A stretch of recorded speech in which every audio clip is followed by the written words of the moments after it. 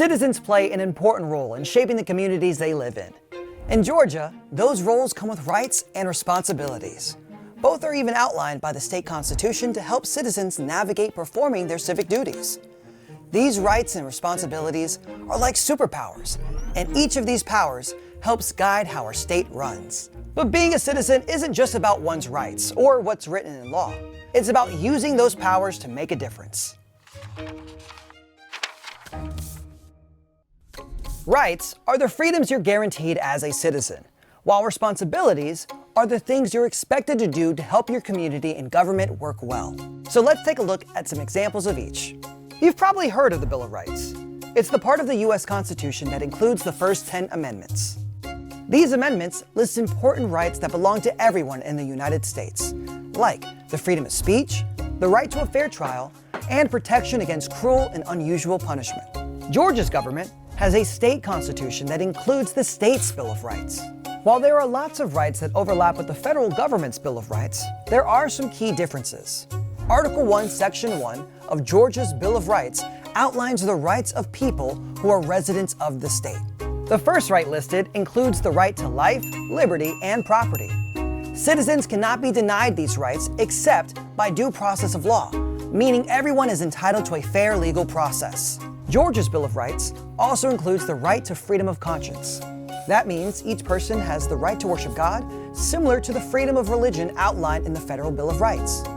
But with these rights come responsibilities, aka your civic duty. Some responsibilities are mandatory, meaning you have to do them, while others are voluntary, meaning you get to do them. One mandatory responsibility is paying taxes. Each citizen must pay taxes, which can come from a number of places. Some examples include sales taxes on things you buy, like food and clothing, taxes on your income, and property taxes that homeowners in Georgia pay each year. Another mandatory responsibility is serving on juries. A jury is a group of citizens picked at random to listen to evidence in a trial and decide whether someone is guilty or not. To serve on a jury, you must be a U.S. citizen, at least 18 years old, and live in the county that summons you or calls you for jury duty.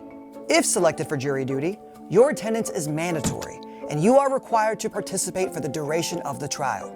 As citizens, we have the right to a trial by a jury of our peers, and with that right comes the responsibility to serve on a jury when called. Jury duty is serious business, which is why it's mandatory. But other civic responsibilities, like volunteering, are voluntary, just like it sounds. You can volunteer with your school or in your community. Sometimes you can even volunteer at a place where you might like to be hired. It's not something you have to do, but it's always a great idea and a huge help to those around you. And finally, one of my favorite civic duties, voting. Voting is unique because it's both a right and a responsibility. You aren't required to vote, but in a democracy, our government works best when citizens do. In the US, citizens have the right to vote in elections when they turn 18. Voting is your power, and if you choose not to vote, you voluntarily give your power away to others.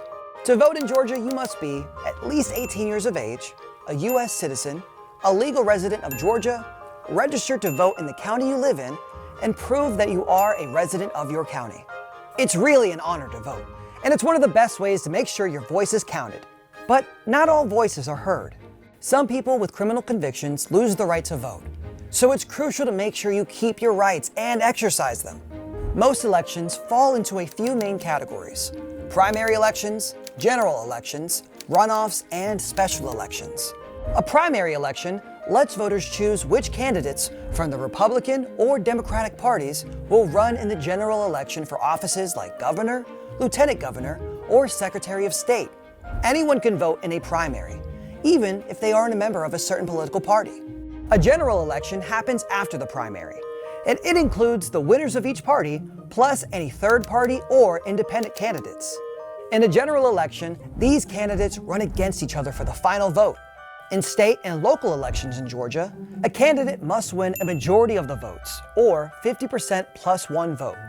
If no one wins a majority, the top two candidates face off in a runoff election. In the runoff election, the candidate who receives the most votes earns the position. Special elections are held for a specific reason, like voting on an issue or filling an open government position. It's pretty cool to think about how super the power of voting truly is. Voting helps promote and maintain our democracy by giving everyday citizens a chance to participate in their local, state, and federal governments. But voting isn't the only voluntary civic duty. There are tons of other ways to participate in your local community. You can volunteer to support a political campaign for an upcoming election, or help manage the polling places in your area. You may even choose to run for public office. Being a citizen of Georgia means you are a part of something so much bigger. Each time you exercise your personal freedoms, go to the polls, or even pay taxes, you are fulfilling the role and responsibilities of a Georgia citizen.